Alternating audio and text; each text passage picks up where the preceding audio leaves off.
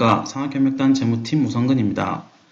오늘은 첫 번째 시간으로 퇴직연금에서 자주 묻는 질문을 가지고 얘기해 보도록 하겠습니다. 시작에 앞서 바야흐로 2년 전 일입니다. 저희 지하를 재우는 일은 쉽지 않았습니다. 저는 와이프에게 쟤 어떤 재워야 할까? 하자 구덕에 녹정 재와 라고 했습니다.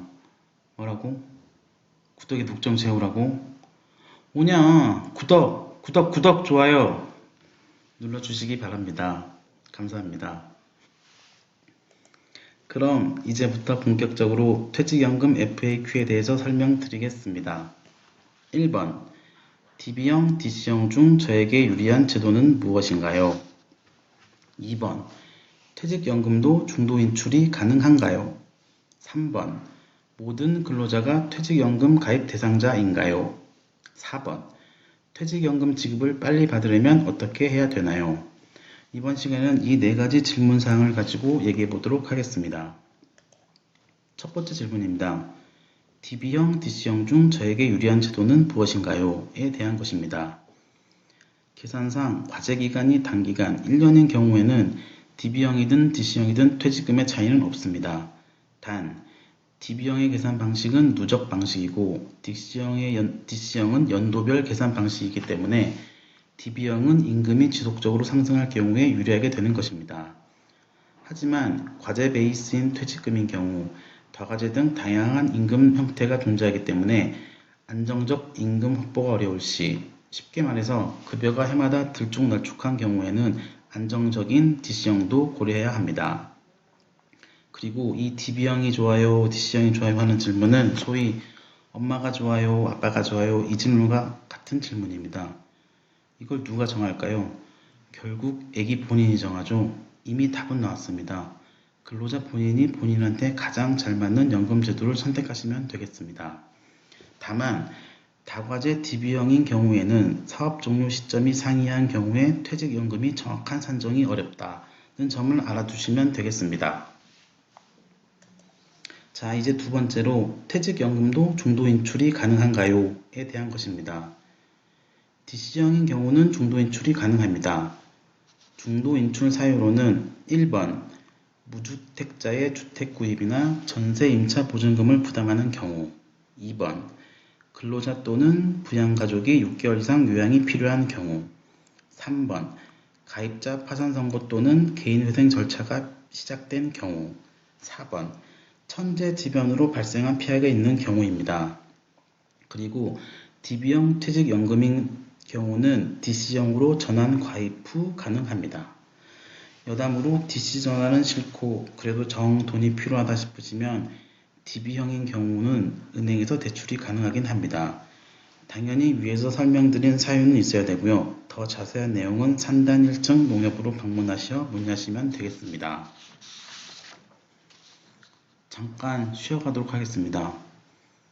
제가 고등학교 때 키우던 강아지가 있었습니다. 이름은 복근이었죠. 우리 집 강아지 복근이는 앞집 할머니를 잘 따랐습니다. 그럼에도 앞집 할머니께서는 복근이를 잘 기억하지 못하셨죠. 항상 덕구야 덕구야 하셨습니다. 덕구 독 좋아요. 이제 마지막입니다. 눌러주시기 바랍니다. 다들 누르신 걸로 알고 세 번째로 모든 근로자가 퇴직연금 가입 대상자인가요?에 대한 것입니다. 1년 이상 계속 근로자인 경우는 가입 대상자가 됩니다. 다만 주 15시간, 월 60시간 미만 근로자는 비대상자입니다.